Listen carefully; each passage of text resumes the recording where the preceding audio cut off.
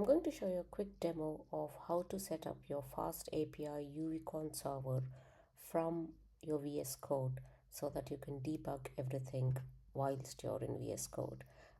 So you need to just copy this configuration. This is a configuration which tells, this is a configuration which tells your code to actually have an additional debugger for FastAPI and launch it using Uvicorn with these arguments, which is a standard Uvicorn startup which says what's the app, where's the host, and where's the port.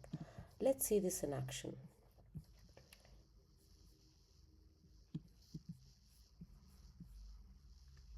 So this is my main FastAPI server that's running. I am going to hit start debugging.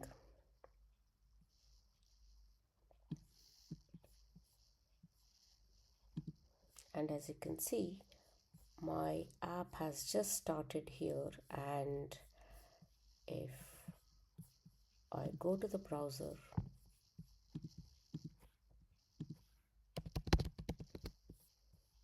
and do a /health, and let's just put a breakpoint just to show the example.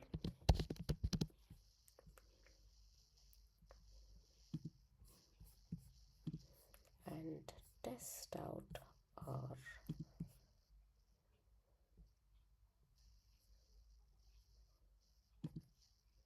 there you go. So it's brilliant for us to debug because you can see the call stack, you can see all of the local and global variables, and if you want you can watch some variables as well, and you can step out, step in, or just jump out of any of these function calls.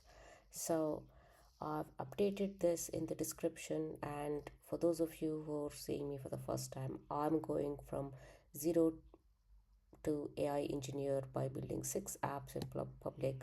Follow me, I'll share the complete code, and here's the link to my main video series. See you.